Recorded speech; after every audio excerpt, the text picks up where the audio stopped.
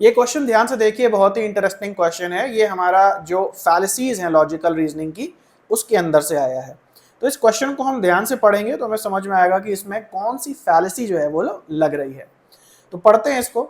यहाँ पे लिखा है the more laws have been added on the books in the past 5 years than ever before, yet the number of crimes committed during the same period has significantly increased. कह रहा है पिछले 5 सालों में जितने ज्यादा अपराधों को रोकने के लिए कानून डाले गए हैं, उतने ही रेट से जो अपराध हैं वो भी बढ़ते जा रहे हैं।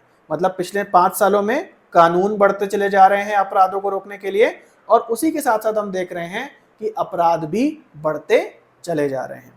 और इसीलिए निष्कर्ष निकाला जा रहा है इन प्रीमाइसेस से, therefore to bring the crimes rate down we must eliminate laws. और इसीलिए अगर हमें अपराधों को कम करते जाना है, अगर हम चाहते हैं कि अपराध कम होते चले जाएं, तो हमें लॉस को और अपराधों को रोकने के जो कानून हैं उन्हें भी कम करते चले जाना चाहिए, है ना।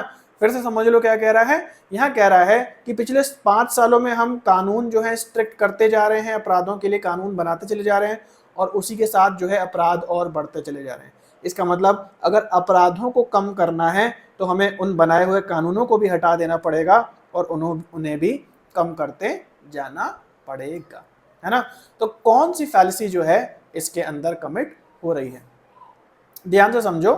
एक छोटा सा आपको मैं एग्जांपल देता हूं। जैसे मान लो कि मैं यूजीसी नेट का एग्जाम दे रहा था और मेरा क्लियर नहीं हो रहा था। एक बार क्या हुआ कि एग्जाम देने से पहले, ठीक है, एग्जाम देने से पहले मैंने गलती से मिर्ची खा ली बहुत ज्यादा, और उसके बाद जब मैं एग्जाम देने गया तो मेरा नेट क्लियर हो गया। उससे मुझे ऐसा लगने लगा कि अगर किसी भी एग्जाम से पहले मिर्ची खा लो तो क्या होता है, नेट क्लियर हो जाता है। तो मैं इसी डिजाइन पे एक आर्गुमेंट बना सकता हूँ कि जब जब मैंने बिना मिर्ची खाए एग्जाम दिया तो मेरा नेट का पेपर नहीं निकला, एग्जाम नहीं क्लियर हुआ। लेकिन जैसे ही एक दिन मैंने मिर्ची खाई और मिर्ची खा करके जब मैं एग्जाम देने गया तो मेरा एग्जाम निकल गया।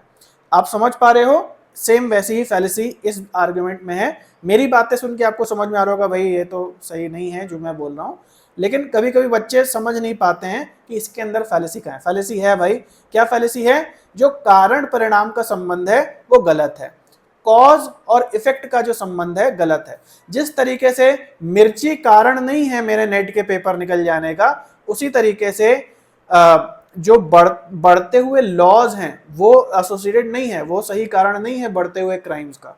लॉज बढ़ते जा रहे हैं अपराध के लिए, वो अपनी कहानी है, उनका कोई संबंध नहीं है कि लॉ बढ़ने के कारण ही अपराध ही बढ़ते जा रहे हैं।